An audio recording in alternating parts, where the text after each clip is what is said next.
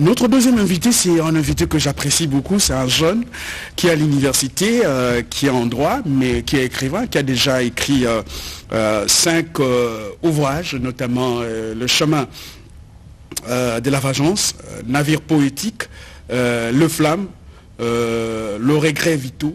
Ce sont là ces livres. Il y en a un autre dans la peau d'un grand. Je pense, ce sont là ces cinq livres. Il s'appelle Bayua Di Mvwezolo. Il est sur ce plateau.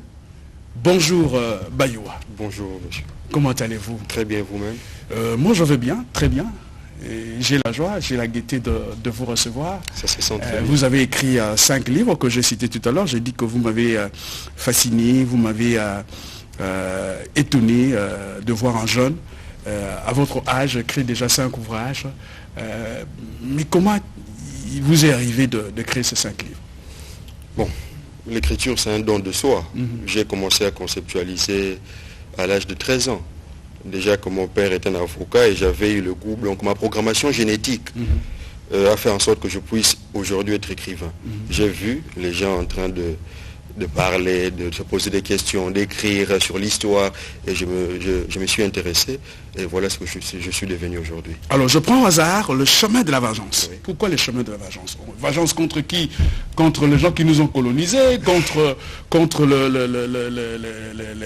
les ennemis de la République démocratique du Congo, contre qui?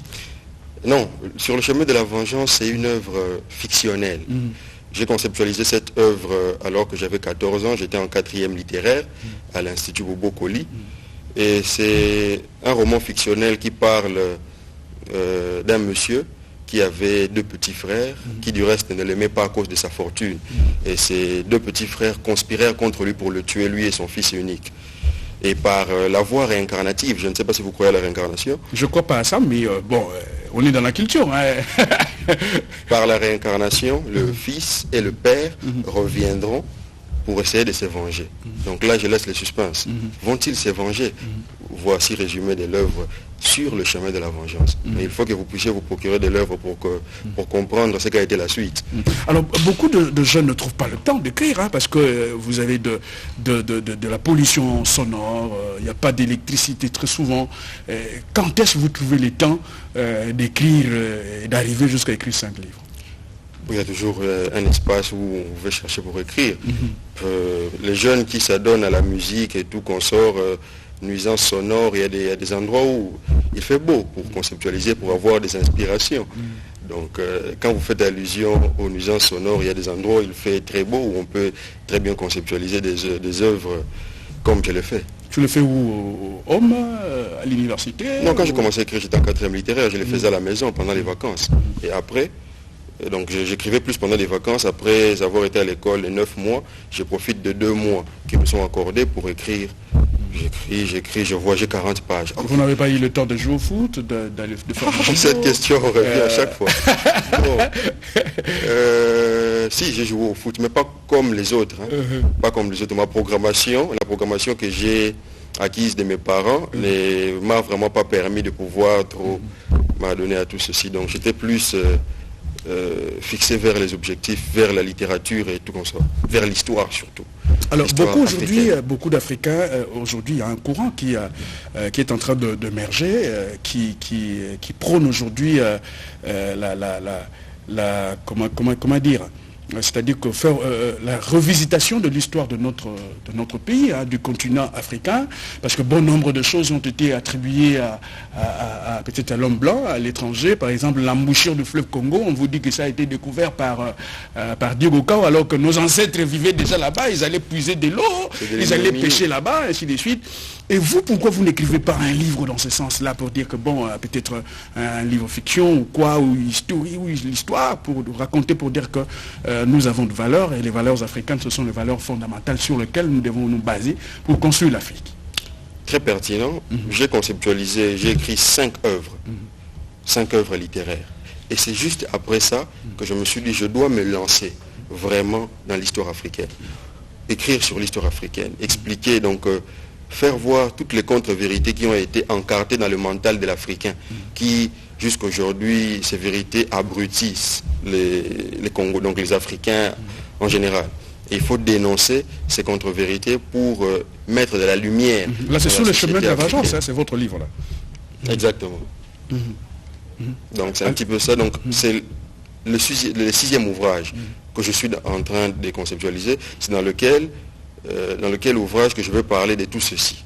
Donc de l'histoire africaine, de tout ça. Et je viens aujourd'hui particulièrement pour faire le bref aperçu de cet ouvrage. Et j'ai pris un thème saillant. Les grandes vérités spirituelles sont interdites. Mais le titre de l'œuvre, c'est « Tout Africain doit lire ses livres ». Le titre Tout Africain doit lire ses livres. Oui. Alors, quel est l'exemple que vous pouvez donner de ces vérités-là? Quel exemple, par exemple? Bon, il se pose un problème, lequel l'Afrique connaît beaucoup de difficultés en ce 21e siècle. L'Afrique cherche à occasionner son essor, moyennant particulièrement les jeunes. Et les jeunes se posent d'innombrables questions pour sortir de ces fléaux. Et ils se posent la question, savoir de quelle nature est les problèmes qu'a l'Afrique.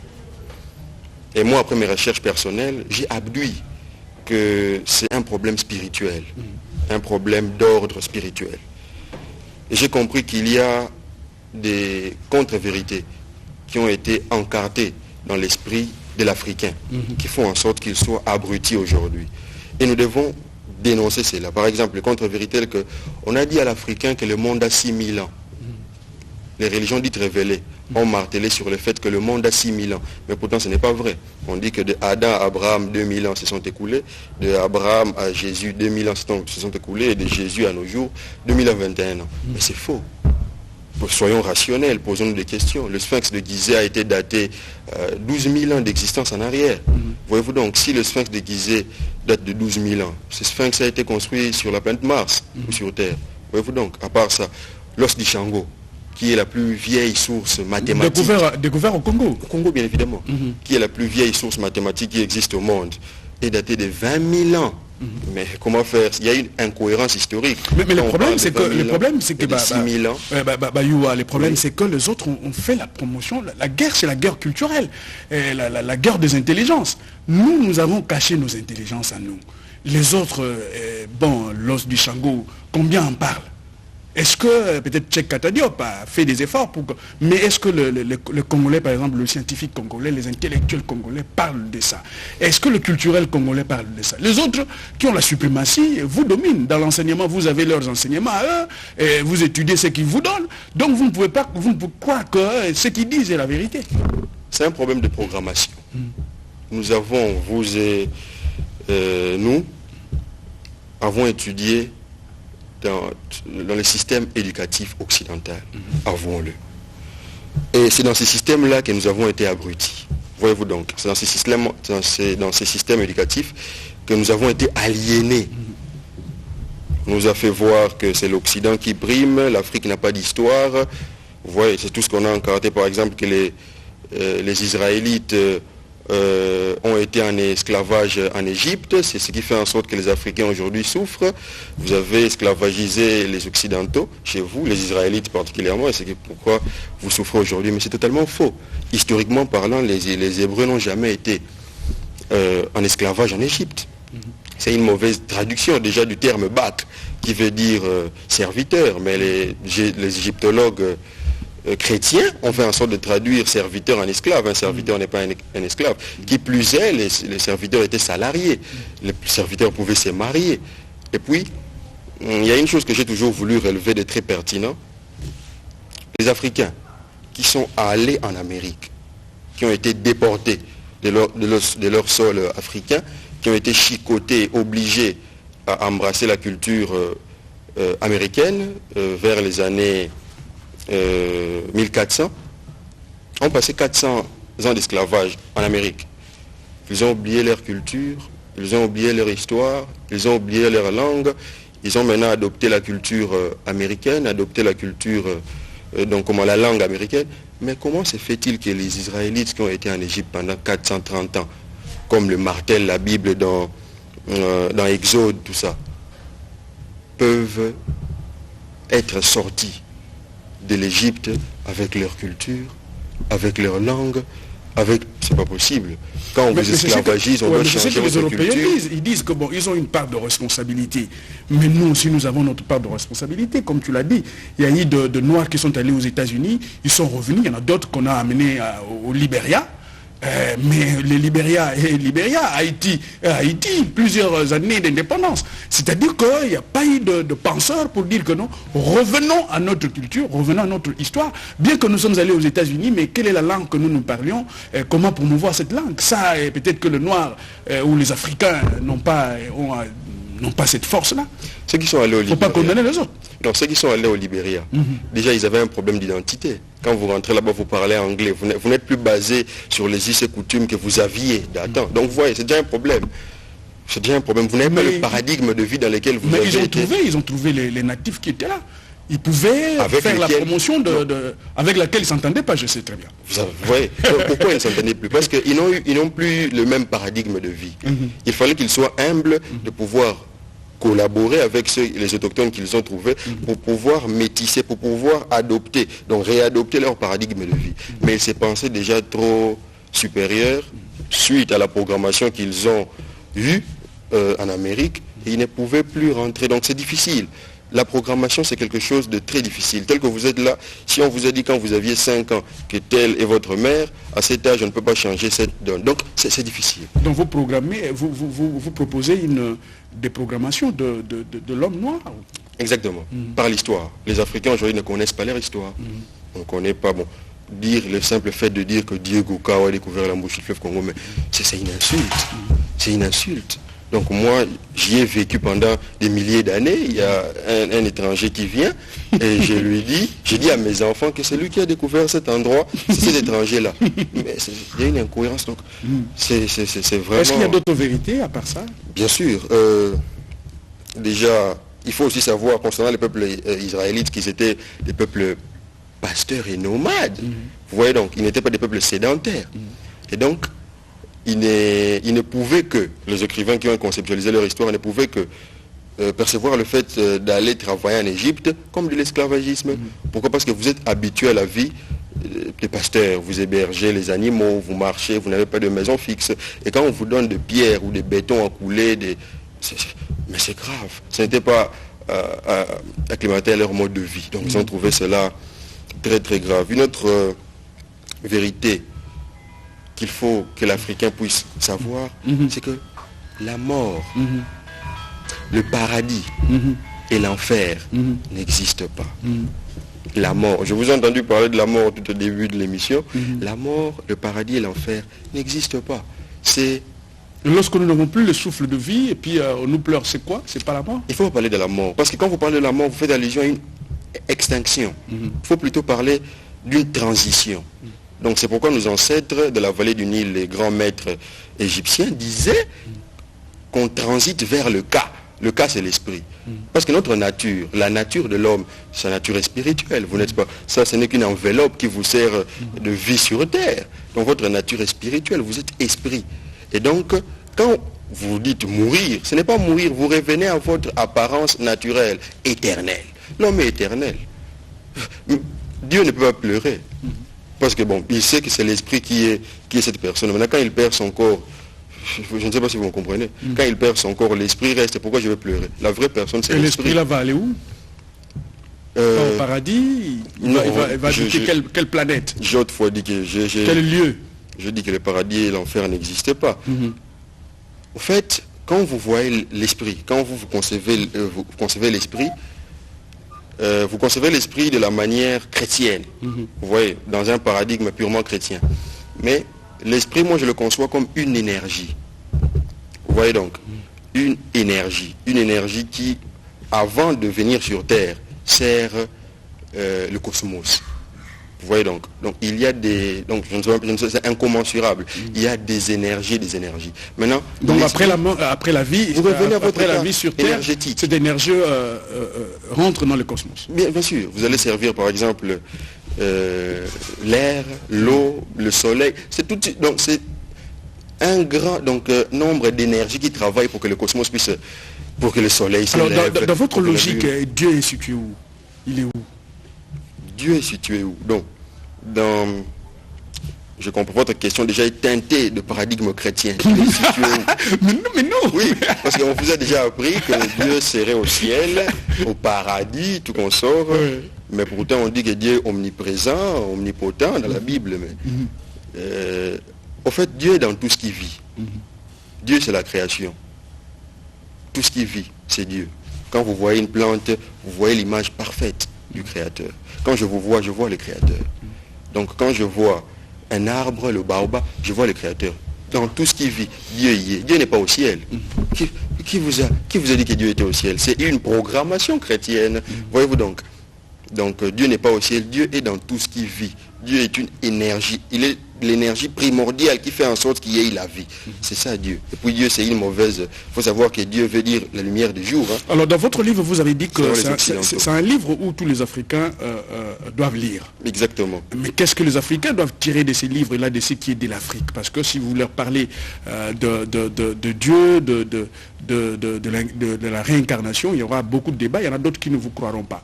Mais quelles sont les valeurs communes que les Africains qui peuvent partager pour l'avancement de l'Afrique? Avant de savoir là où on va, il faudrait savoir d'où l'on vient. La première des choses que je puisse marteler, c'est que l'Africain doit connaître son histoire. C'est trop important. Les gens ne connaissent pas l'histoire de l'Afrique. Sarkozy, autrefois, le président, l'ex-président de la France, disait que le problème de l'Afrique, c'est qu'il n'est pas assez entré dans l'histoire. Mais c'est une insulte. L'histoire, c'est l'Afrique. Donc quand vous parlez de l'histoire du monde, c'est en Afrique. Mais parce que notre histoire n'est pas enseignée ailleurs. Nous ne sommes pas entrés à l'universel. Quels sont les livres? Peut-être qu'on ne peut pas vous enseigner cette histoire. Vous vous battez pour écrire. Exactement. Mais les aînés comme nous, comme les autres, nous devrions normalement avoir des livres qui parlent de l'histoire de l'Afrique et ces livres-là vendus à travers le monde. Il faut entrer dans l'universel pour que l'universel puisse avoir peur de vous. Que nos livres, que nos pensées puissent se confronter avec les pensées des autres pour que nos pensées soient acceptées. Mais si nous, nos pensées ne sont pas connues par les autres, la faute c'est à qui? La première des choses, c'est à changer le système éducatif congolais. Donc, c'est ça. J'ai été encadré par ce système et je suis moi-même aliéné. Nous sommes aliénés. Et tu es à l'université, tu es dans ce système-là. Oui, je suis dans ce système-là. Maintenant, nous apprenons ce système-là pour décoloniser les gens, pour décoloniser les intellects. Vous voyez donc c'est ça notre mission. C'est vraiment ça notre mission. Et donc l'homme africain doit vraiment connaître son histoire, c'est très important. Il doit connaître ce qu'il a été, il doit connaître que c'est lui qui a construit les pyramides, il doit connaître que... le théorème, l'os du Shango, le théorème de Pythagore, vous connaissez? Le théorème de Pythagore n'est pas de Pythagore. Ce théorème existait déjà 2000 ans avant la naissance de Pythagore en Égypte, sur les papyrus des Rindes. Il a été... Les Pythagore et les autres, ils ont étudié en Égypte. Donc, et ces vérités, ce n'est pas tout le monde qui le connaît. Ces vérités sont ignorées. Ce sont ces vérités qu'on doit encadrer dans le système éducatif congolais. Parce que déjà, votre génération, en tout cas, il faut le dire, vous avez pratiquement échoué. Donc c'est la génération à venir qui doit relever. C'est vrai. Ok, bravo. Donc je pense que la vôtre va se battre pour réussir. Alors, à quand la sortie de ces livres? Bon, je ne vais pas être pressé. En tout cas, j'ai tout mon temps. J'ai tout mon temps parce que ce sera une œuvre d'esprit, pas comme les autres. Il faut lire Cheikh Anta Diop. Comment ne pas lire Cheikh Anta Diop quand vous écrivez une telle œuvre? Cheikh Anta Diop, mais c'est un savant, mais c'est un géant. Cheikh Anta Diop, Nation d'agriculture, mais c'est un géant. Il faut l'avoir lu pour comprendre où nous sommes. Quand vous lisez Cheikh Anta Diop, vous voyez, donc nous vivons dans un grand hôpital psychiatrique à ciel ouvert. Donc les gens... Alors, Bayou Adi Mvwezolo, très content de vous recevoir. Ceux qui veulent échanger avec ces jeunes, son numéro de téléphone, c'est plus 243 89 125 72 23. Plus 243 89 125 72 23. C'est un jeune penseur, c'est un jeune écrivain. Il est étudiant à l'université de Kinshasa. Il a à peine peut-être... à l'UPC. À l'IPC, excusez-moi. À peine peut-être qu'il a 19 ans, 20 ans. Et il a écrit déjà 5 livres. Le chemin de la vengeance, navire poétique dans la peau d'un grand, Le Flamme, Regrets vitaux. Ce sont les livres qui ont été écrits par le jeune que vous voyez là, à peine 19 ans. Donc il faudrait lui faire confiance. Si aujourd'hui nous sommes ce que nous sommes, parce que nous n'avons pas assez de penseurs et que nos pensées, notre culture est aujourd'hui piétinée par les autres, le jour où notre culture va affronter les autres cultures pour dire que voici les vérités de l'Afrique, que l'os du Shango, que Cécile, que Pythagore et les autres ont étudié l'Afrique, que l'embouchure du fleuve Congo a été connue par un chef peut-être qui vivait là-bas, qui s'appelait Mabiala. C'est lui, le propriétaire de ces lieux-là. À ce moment-là, l'histoire va changer parce que Diego Kao a trouvé des gens qui vivaient là-bas, qui pêchaient, qui mangeaient, qui mettaient au monde là-bas, qui dormaient là-bas, qui vivaient là-bas.